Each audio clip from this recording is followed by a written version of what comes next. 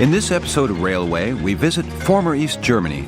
Our tour takes us from Dresden to the capital Berlin, and then via the commercial city of Rostock to the Isle of Rügen.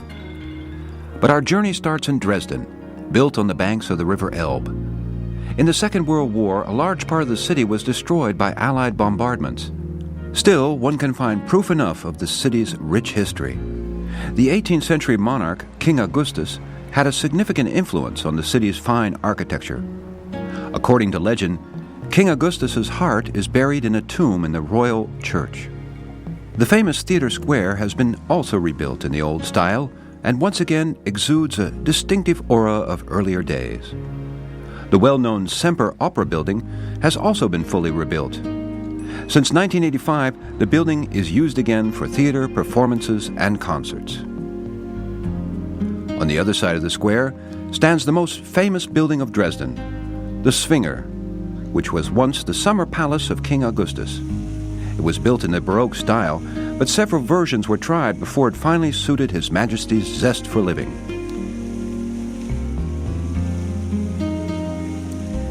The Blue Wonder is the nickname for one of the first steel suspension bridges in the world.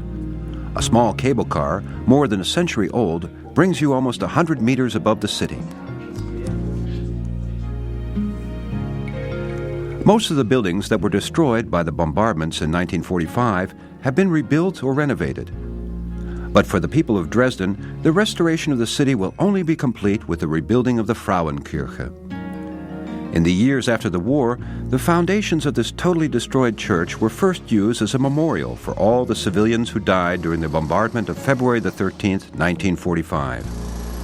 It was the dream of many people of Dresden that the church would be rebuilt. Over the years, money was raised, and finally in 1994, the reconstruction of the church began. Guided by the original detailed building plans, the church is now being rebuilt stone by stone. Builders mapped and stored all original fragments that were recovered. The missing parts are carefully made anew from old drawings.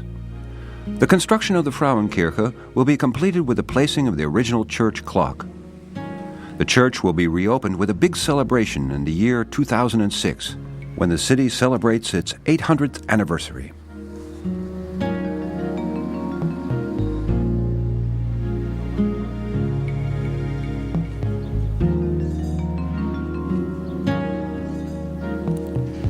We take leave of Dresden on the spot where in 1839 the first long-distance railway was built in Germany. Because of this railway, various industries, for example, the Waldlossen brewery, came here. Nowadays, Dresden is the hub of an extensive railway network in East Germany. The main station dates from 1852. 40 years later, the striking construction of 3 ship-like concourses was built. Germany is well known for its examples of industrial age building, and this train station is considered to be one of the most impressive ones. From this main train station, 480 national and international trains arrive and depart daily. On an average day, 50,000 people are transported. We also get in one of the most comfortable fast trains of the Deutsche Bahn.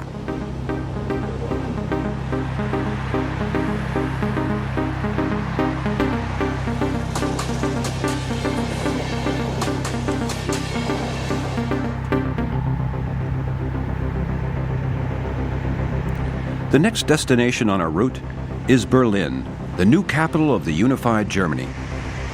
As we cross the railway bridge over the Elbe, we enjoy a final glimpse of the center of Dresden.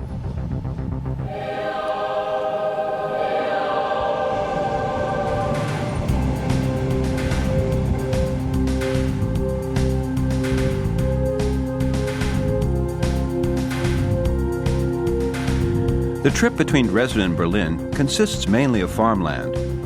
But despite the fact that not many people live in the province of Sachsen, there's an extensive railway network. 2,300 kilometers of railway with almost 500 stopping points. The reunification of East and West Germany also had its effect on the German railway company.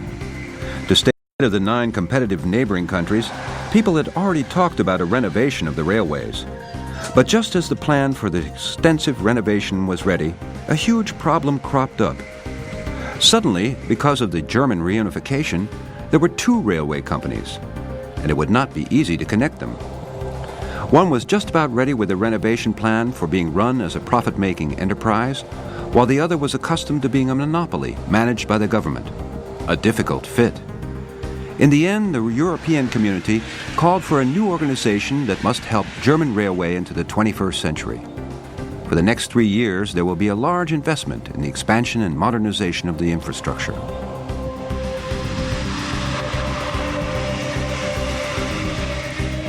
Within 2 hours, we approach the suburbs of Berlin. The German capital is a huge city. Its total area covers almost 900 square kilometers.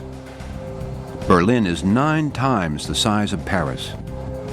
And because Berlin is this big, it will surely take us another 30 minutes to reach the center of Berlin. The railway network is lurching its way through the inner town.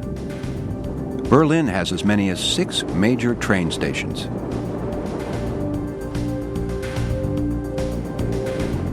The view of the city makes it clear that there are extensive building projects going on here as well. The designation of Berlin as the capital city of the newly reunited Germany has also given an enormous impulse to construction. Most of the building projects will be finished in 2003. Then they will have invested over 200 billion marks in the new metropolis on the river de Spree.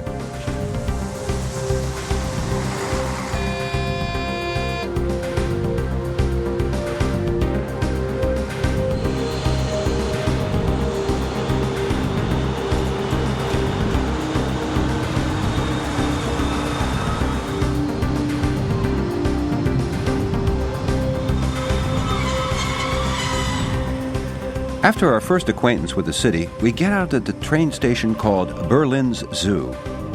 This station is surprisingly situated in the very center of town, near Berlin's famous boulevard, the Kurfürstendamm.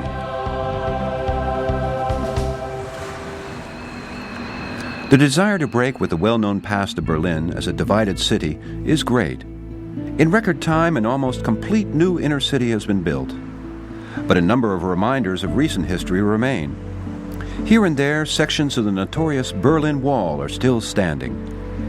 Most of the original 43-kilometer-long wall that went straight through the inner city fell prey to demolition machines and souvenir hunters. But in some places, a section of the wall is still standing. For example, the East Side Gallery at the Mühlenstraße. This section of 1,300 meters is painted on the east side by 111 known and unknown artists. Since 1992, it's a protected historical monument.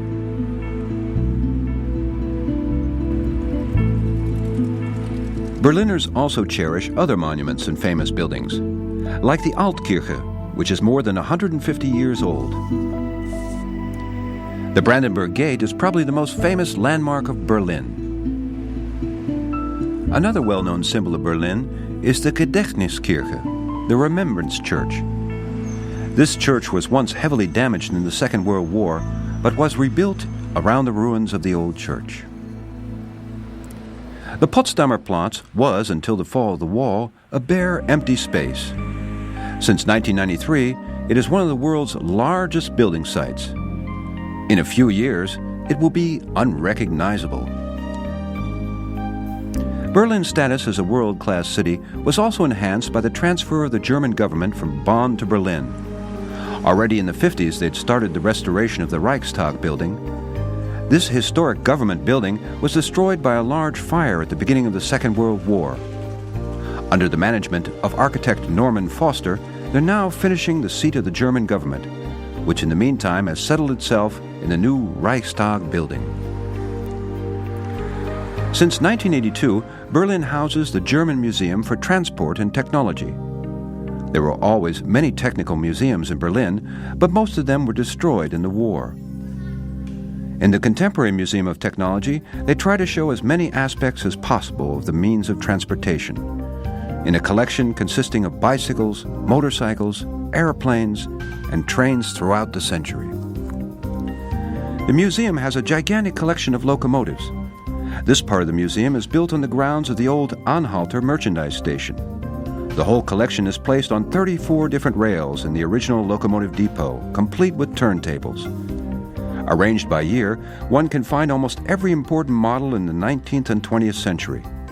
One can admire 40 of the old locomotives in their original state. Other models built to scale are placed in showcases between the real locomotives. They're lined up in chronological order in 33 simulated train station situations throughout the years. For the visitors, this is a pleasant way of wandering through the railway history of Germany.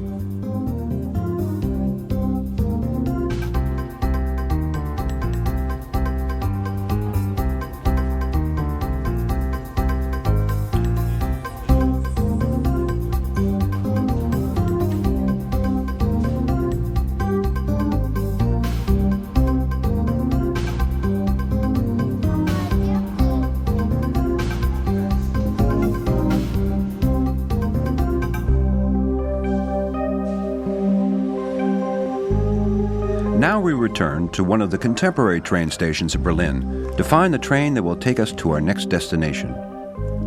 Rostock is also a holiday resort, and therefore the connection between Berlin and Rostock is excellent. In total, Germany has 12,000 kilometers of railway, which is mainly used by the fast trains.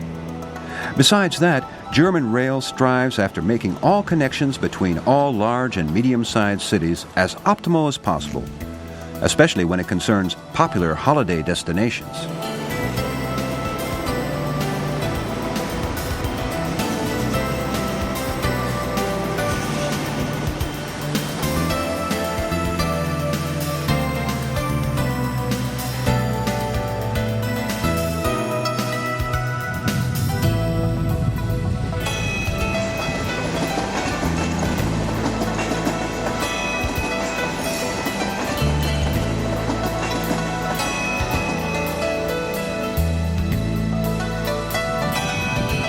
With a final glimpse of the east side of Berlin, we leave the city and move on in the direction of the eastern seaside, to the city of Rostock.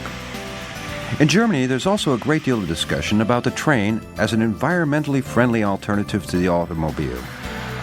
That's why last year the German railway company came up with a statement in which they explained how they could handle the environmental problems better in the years to come. For example, they wanted to reduce the use of energy in the stations and on the trains, separate garbage, and better maintain the vegetation along the rails. Additionally, they've also started building closed toilet systems for the trains. This, together with an improved timetable, part of earlier renovation plans, should encourage motorists to exchange the use of their automobiles for that of the train.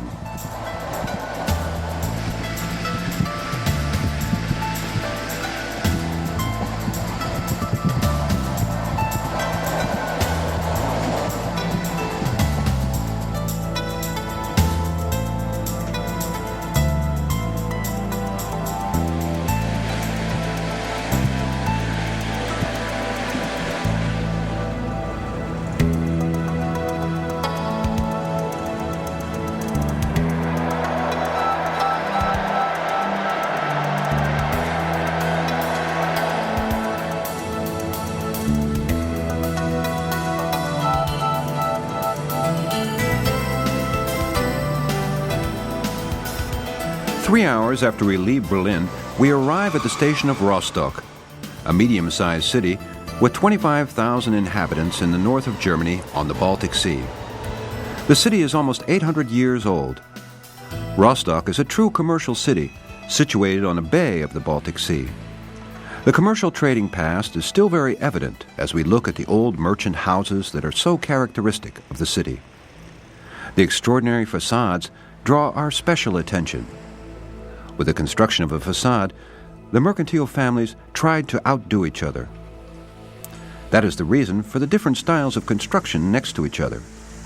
One of the finest buildings of the city is the 500-year-old university building, built in the Italian Renaissance style.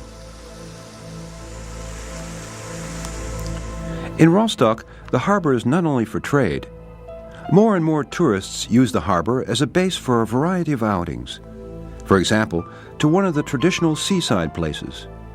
In summer, Kühlungsborn is a busy seaside resort with a good example of traditional German resort architecture. In the off-season, however, it's almost deserted.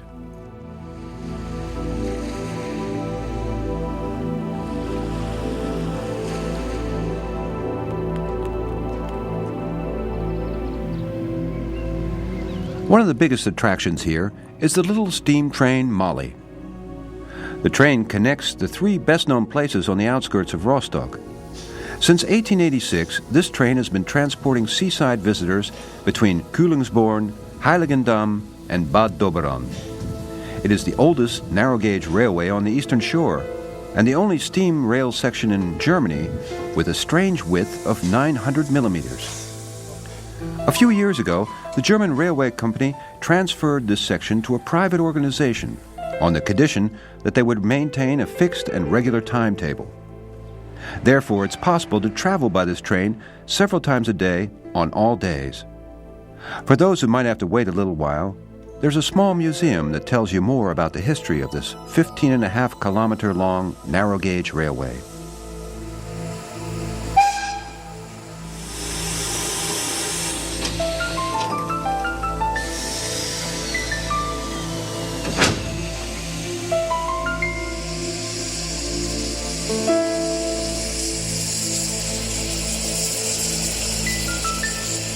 After the locomotive is turned in the right direction, we get in to take a ride with Molly. Our destination, Bad Doberan.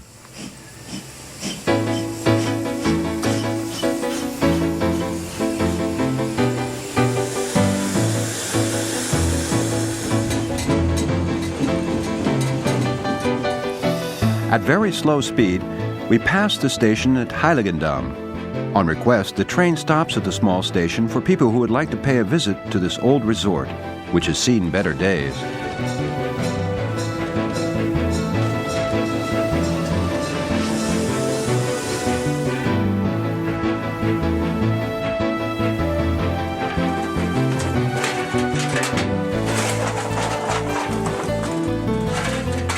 At full speed, Molly roars through the landscape. For every railway crossing, she gives a warning that she's approaching.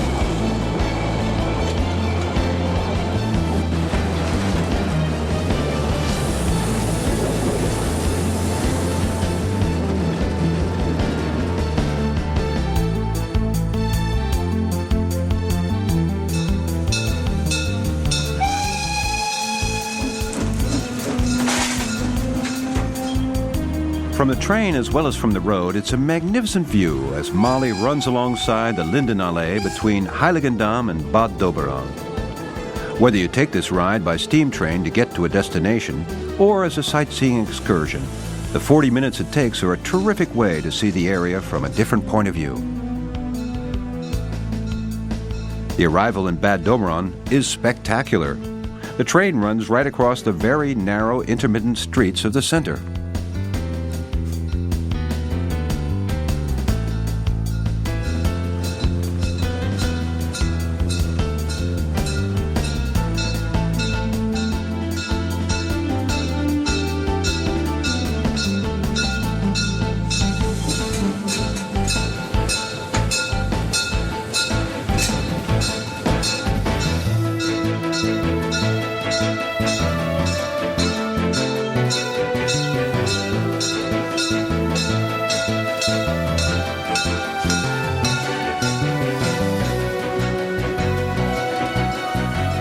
Molly is forced to run very slowly here, and therefore there's still enough time for a drink in the bar car before Molly arrives at the station of Bad Doberan.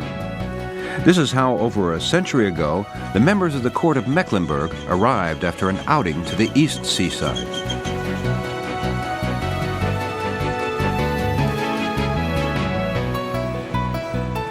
But the origin of Bad Doberan dates back many more years. In 1711, a monastery was founded there. Its church is still there, now known as the Doberaner Münster.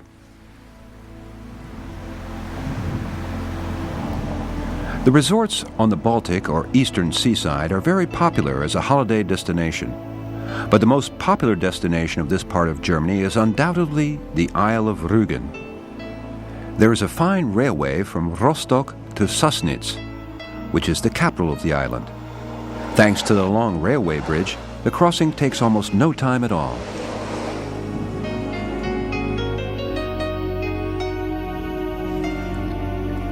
To take a peek at Cap Arcona at the northernmost tip of the island, visitors must leave their automobiles behind, but various alternatives are offered in getting there.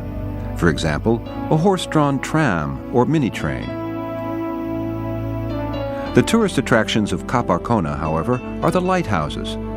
The smallest lighthouse was built in 1823. In 1902, the biggest one took over the task of guiding ships safely around the Northern Cape. A walk around the lighthouses is certainly worthwhile. Each of the houses also holds a museum of technology in the small house, and in the big one there's a permanent exhibit about the life in the Northern Cape. If you're feeling in good condition, it's also very worthwhile to climb to the top of the houses.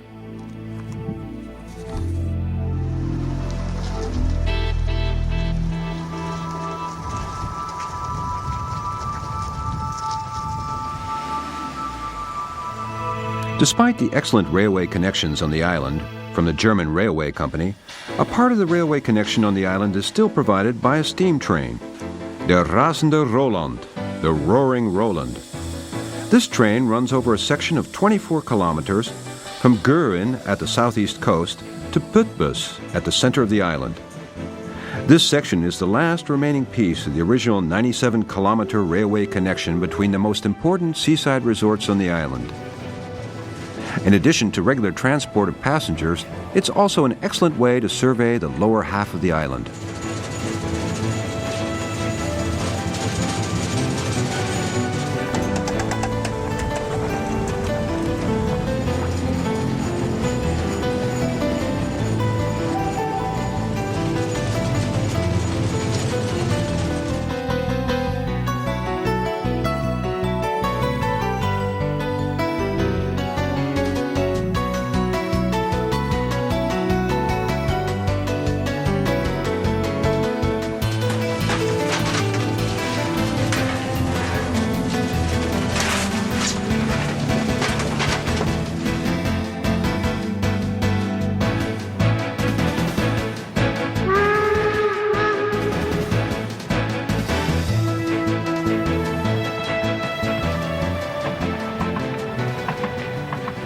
The biggest attraction of the island, however, is naturally the seashore.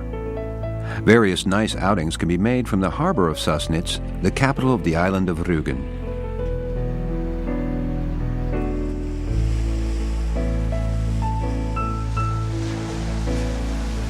On a daily basis, several shipping companies sail out to view a number of interesting sights from the water. For example, the lighthouses on Cape Arcona, or one can go to the island's characteristic chalk cliffs. The chalk cliffs are part of a nature reserve called Jasmund, a large protected forest area of over 2,500 hectares. By means of a path through the forest, sometimes difficult to traverse, it is possible to reach the King's Chair. At 120 meters, the highest point on the chalk rock foundation. With this view of one of the most beautiful places on the island of Rügen, we end this episode of Rail Away.